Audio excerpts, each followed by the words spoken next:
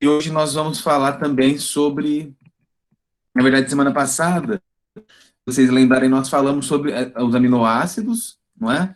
E vocês mesmos escreveram que os aminoácidos são as unidades que formam as proteínas.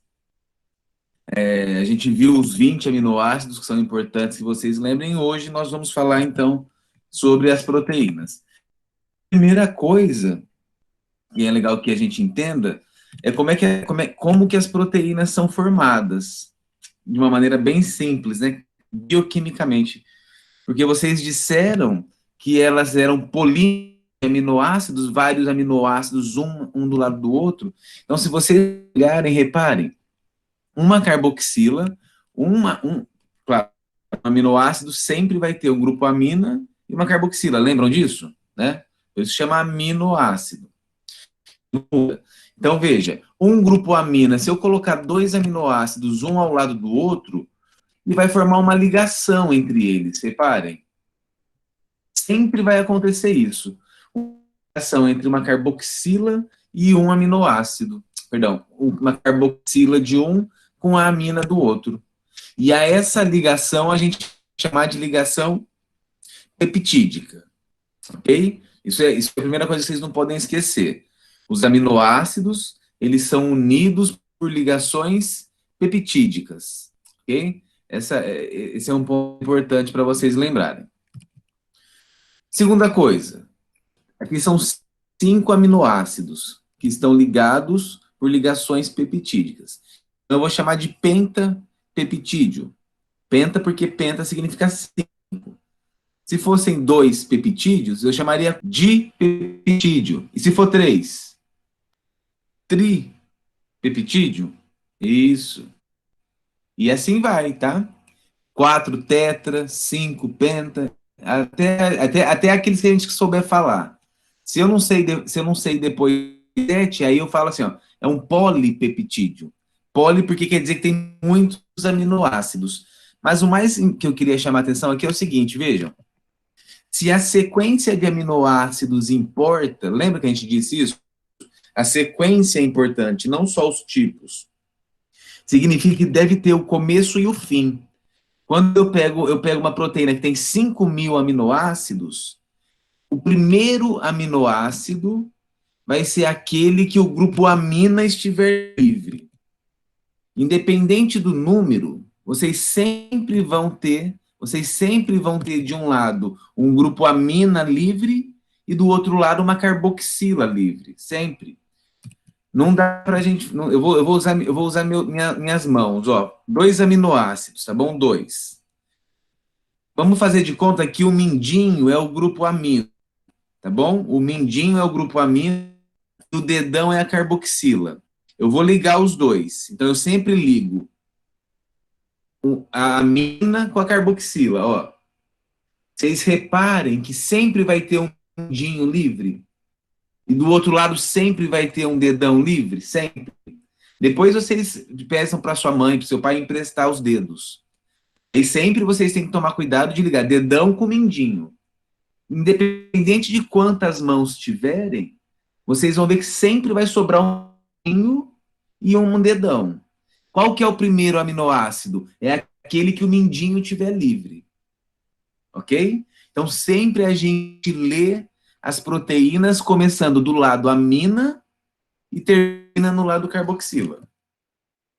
Quando aparecer os aminoácidos, para a gente não errar, a gente vai chamar de polipeptídeo. Ou simplesmente a gente vai falar que é uma proteína. Porque é isso que é uma proteína. Ok? Uma proteína são muitos aminoácidos juntos. Mais de 500, mais de 100, mais de 1.000. Se vocês olharem, olha nessa estrutura que está no slide, essas pontezinhas amarelas são pontes de sulfeto. Vocês já viram as pontes de sulfeto. Elas aparecem entre as cisteínas, os aminoácidos cisteínas. Depois vocês dão uma puxadinha na cabeça de vocês. Mas eu vou falar delas um pouquinho mais para frente. As proteínas possuem forma. Isso é o mais importante desse curso. Do curso todo. É o mais importante. As proteínas elas possuem forma. Claro que possuem forma. Assim como essa caneta tem uma forma. Assim como essa tomada tem uma forma. As coisas têm forma. Tudo que vocês estão olhando aí no quarto de vocês tem forma, tem um formato. Só que no caso das proteínas, pessoal, a gente vai colocá-las, nós vamos organizá-las em 4 categorias, em 4 estruturas, que são fáceis de lembrar. A primeira eu vou chamar de estrutura primária, porque é a primeira. E o que é que se refere à estrutura primária? Vejam, a estrutura primária é simplesmente, é nada mais do que a sequência de aminoácidos. É isso, ponto. Essa é a estrutura primária, que é a sequência dos aminoácidos, é muito relevante que a gente não esqueça. Faz de conta que cada dedo meu é um aminoácido, tá bom? Cada dedo meu. Isso aqui é a estrutura primária. Aminoácido, mindinho, do anel, dedo feio, indicador, dedão. Mindinho, anel, tá? Beleza. O que vocês acham que acontece se esse dedão for o glutamato e esse dedão for a arginina? Vocês vão ficar meio perdidas, vou ajudar. Ó. O glutamato tem carga negativa e a arginina tem carga positiva. O que acontece se ficarem perto? O que vocês acham que vai acontecer com os dois dedões? Pelo fato de eles terem cargas opostas, vão começar a se atrair, um vai atrair o outro. Simplesmente alguém veio e colocou os 10, um do lado do outro. Aí sozinhos eles começaram a se atrair. Aí o que vocês acham que vai acontecer se esses meus dois dedos, esses dois dedos indicadores forem a lisina?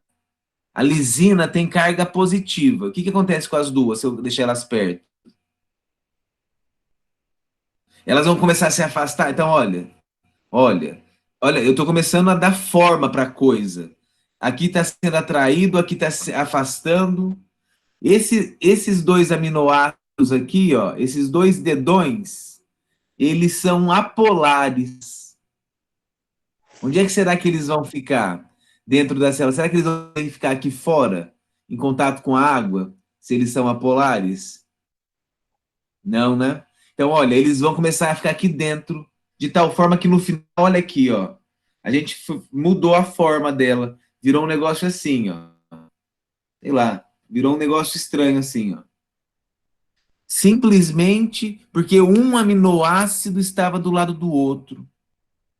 Então, veja, depois que a estrutura primária é montada, surge o que nós chamamos de estruturas secundárias. Não se percam muito nelas, não, tá? Não se percam muito nelas, não, mas ouçam falar. O que são estruturas secundárias? Estruturas secundárias são arranjos que toda proteína sofre. São arranjos que se repetem. Eles aparecem muitas vezes. Existe mais de 2 tipos. Mas os 2 tipos mais famosos é o que nós chamamos de alfa-hélice e folhas beta preguiadas. Não se preocupem muito com isso. Mas o que é uma alfa-hélice? O nome está dizendo hélice. Significa que a hora que essas proteínas começam a se enrolar, elas vão começar a ter o formato de uma hélice, de uma espiral, como está mostrado aqui nesse slide.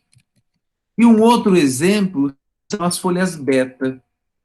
As folhas beta também é uma outra conformação, é uma outra forma que as proteínas adotam, que diferente da alfa-hélice, que é em espiral, as folhas beta elas tendem a ser estendidas. E elas podem estar orientadas no mesmo sentido, que a gente chama de paralelas ou antiparalelas, mas que também não é para vocês se preocuparem. Só estou mostrando para vocês ouvirem falar. A outra forma de eu classificar as proteínas é dizer assim, ó, proteínas fibrosas e globulares. As fibrosas, ó, o nome está dizendo, fibrosas são proteínas que geralmente estão associadas a estruturas de resistência. Fibras, porque elas dão resistência. Por exemplo, o exemplo mais simples de vocês entenderem é o cabelo de vocês. Se vocês pegarem um fiozinho de cabelo de vocês, vocês vão entender o que é uma proteína fibrosa. O cabelo de vocês é basicamente proteína. As células já morreram. Basicamente, o cabelo é formado de alfa-hélices. Já as proteínas globulares são proteínas que fazem parte, geralmente, tá? Geralmente são proteínas relacionadas a anticorpos, a proteínas de membrana, proteínas que estão na membrana das células, proteínas globulares, e aí elas são ricas em folhas beta. Olha, mas como é que eu sei que é uma folha beta? Porque a folha beta é aquela em amarelinho, ou em azulzinho, são as setinhas. Sempre que vocês virem as setinhas, significam folhas beta, tá bom? Então a gente já viu a estrutura primária, que é a sequência, a estrutura secundária, que são moldes repetidos, os mais famosos, alfa-hélice e folha beta. Adivinhem qual que é a próxima estrutura, depois da secundária? A próxima estrutura é a famosa estrutura terciária. E a pergunta é, o que é a estrutura terciária? A estrutura terciária é a forma da proteína. É a forma final que a proteína adota. Simples assim. Vocês compreendem que a caneta tem uma forma e, e o pente de cabelo tem outra forma? Olhem o formato do pente e olhem o formato da caneta. Aí alguém vai dizer assim, tudo bem, é claro que tem formatos distintos. Qual desses dois você usa para pentear o seu cabelo? Por que você não usa o lápis ou a caneta? As coisas só têm função por causa da forma delas. Tudo na nossa vida. Tudo. Tudo depende da forma. Isso vocês já sabiam. É que vocês nunca tinham parado para pensar. Mas a roda a gente põe no carro porque o formato dela permite com que ela rode, com que ela gire. O garfo vocês usam para espetar porque o formato dele dá essa função. A Júlia usa a escova de cabelo porque o formato da escova permite essa função. E na célula, pessoal, tudo depende da forma. Isso que vocês precisam lembrar. Então, as proteínas vão desempenhar as suas funções dependendo da forma que elas têm. E o que é a forma da proteína? É a estrutura terciária. Ponto. Falem para mim o que é que determinou a forma da proteína. O que é que ditou qual é a forma que a proteína vai ter? Olha que lindo, olha que lindo. A gente viu que a sequência de aminoácidos é que vai ser responsável pela forma final. A estrutura primária determina a forma da proteína. E a forma da proteína determina a sua função. Ponto. A função da proteína depende da sequência de aminoácidos. Existem doenças, e geralmente são doenças herdadas, são doenças genéticas, em que a sequência de aminoácidos foi alterada. Olha como é simples, mas pode ser fatal. Reparem, imaginem que aqui a gente tinha assim, ó, um ácido positivo e um aminoácido com carga negativa. Então a forma da proteína era essa, ó, era para ficar assim, era para ser assim. Mas por alguma questão houve um erro, houve uma mutação no DNA e em vez desse aminoácido ter carga positiva, ele tem uma carga negativa igual esse. Então, imagine que essa daqui seja uma proteína que forma o músculo, O correto, entre aspas, é carga positiva, carga negativa para fazer isso. Mas eu nasci, pro meu azar, mudou. Aqui não é mais, aqui é carga positiva e carga positiva. Eles vão se atrair agora, sendo cargas iguais?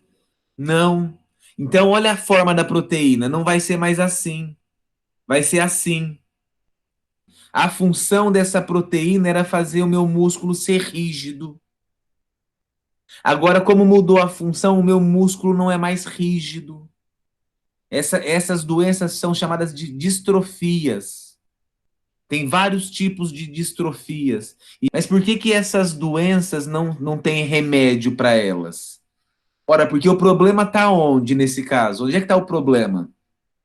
Está lá no DNA. Vocês concordam?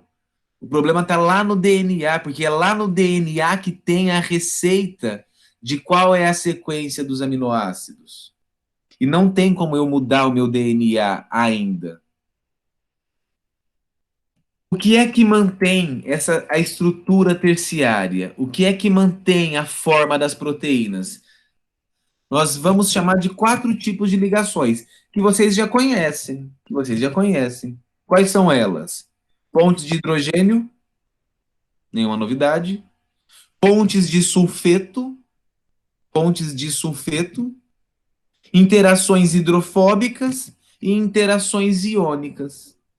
Pronto.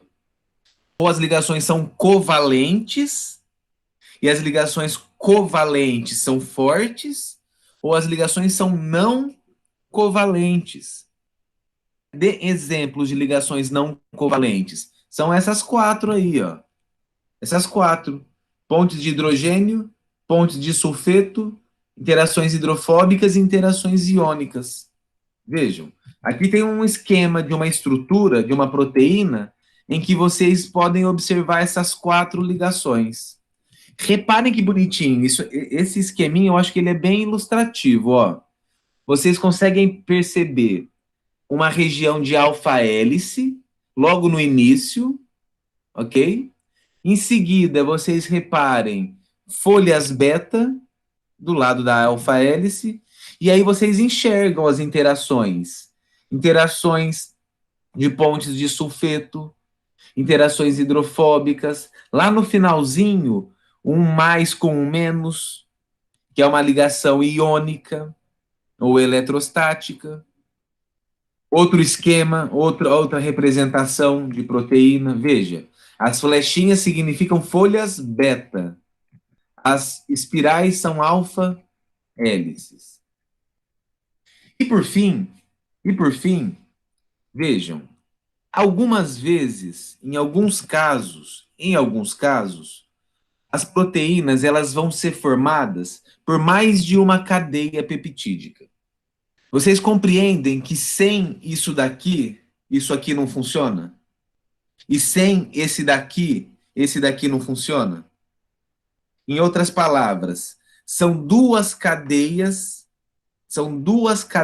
polipeptídicas e essa proteína carregador de celular só vai funcionar se eu ligar uma na outra, se elas interagirem uma com a outra. Então, nesse caso, eu vou dizer, ó, estrutura terciária. Só que quando eu junto 2 ou mais cadeias, eu tenho uma quarta estrutura, que é chamada estrutura quaternária. Simples assim. Simples assim.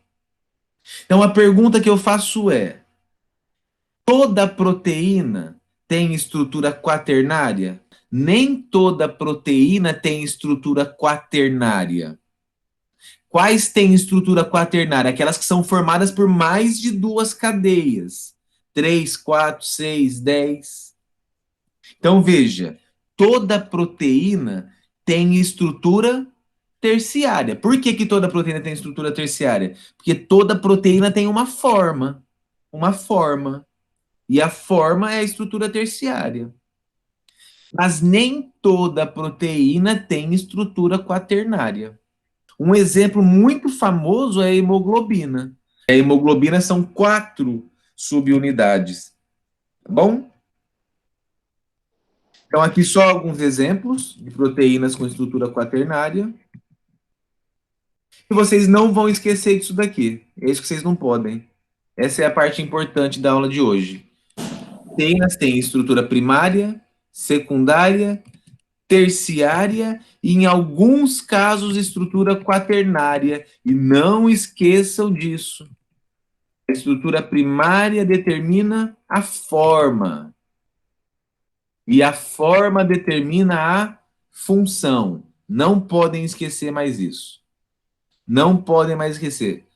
Vocês vão pegar um ovo, e vão quebrar na frigideira. Quem nunca fez um ovo vai fazer isso hoje.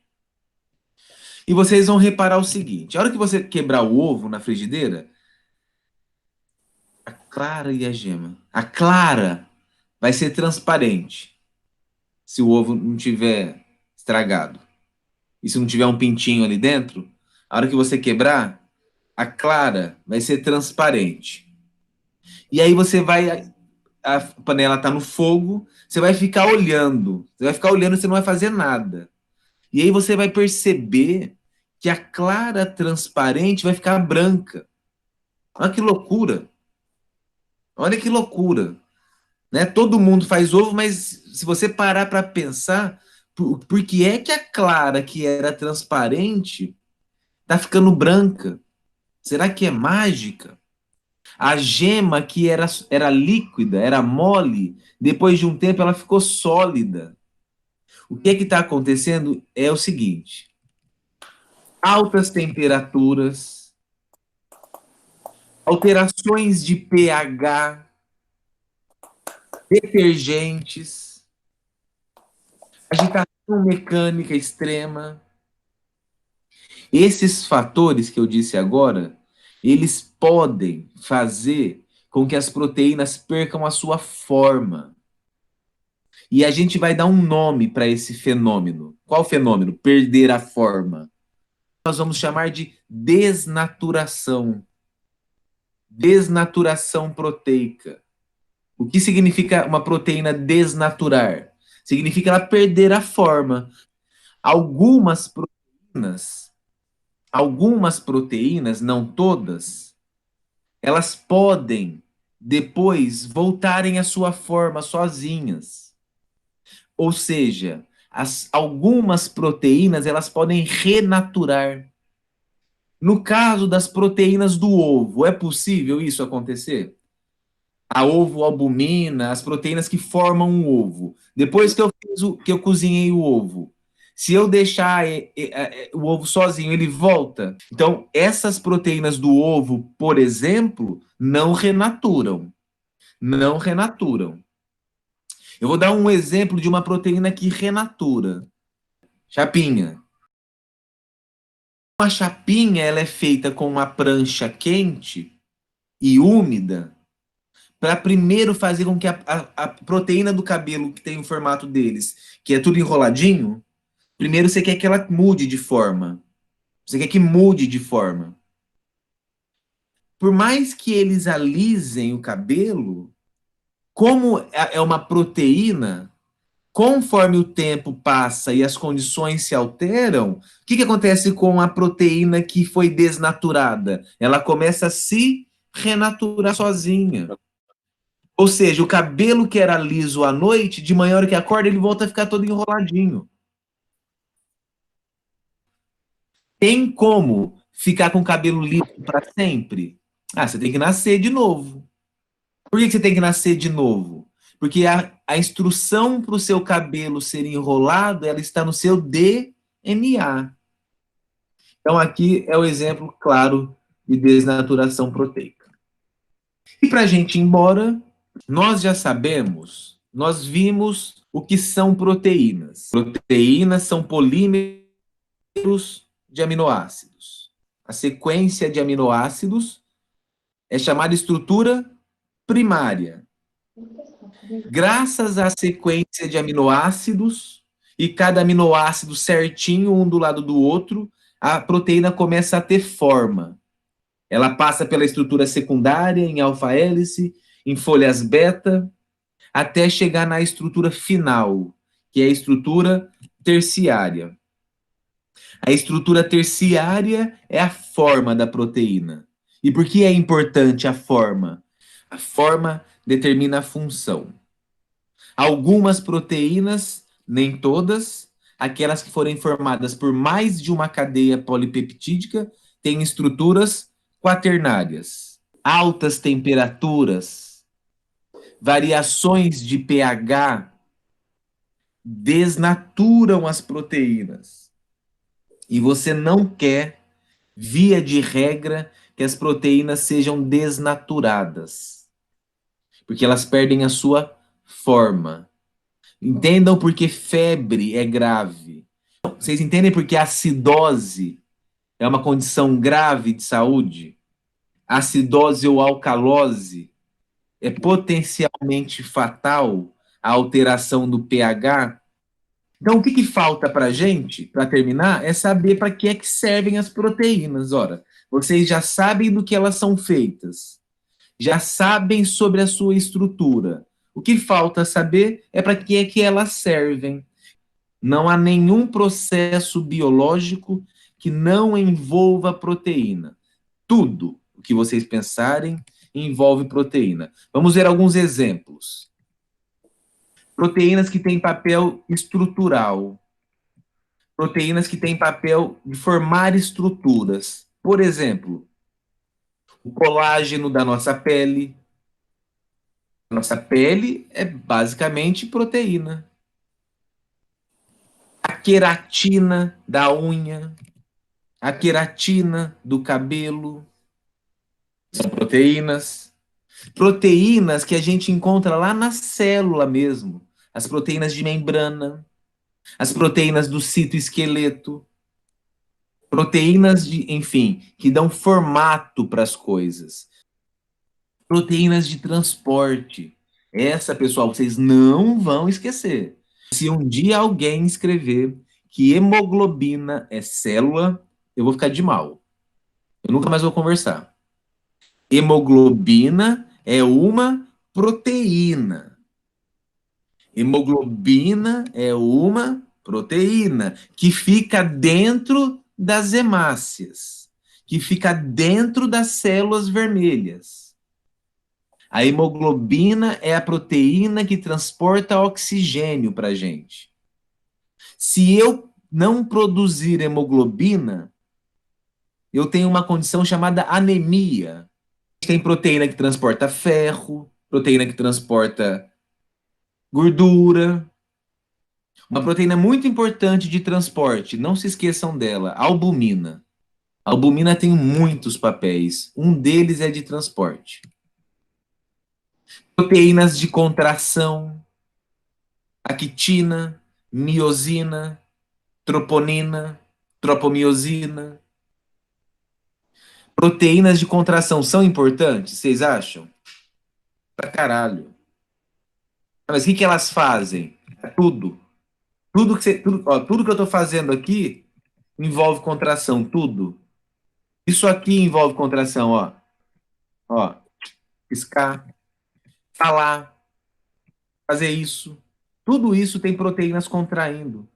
Meu coração está batendo porque está contraindo. Proteínas importantes de contração.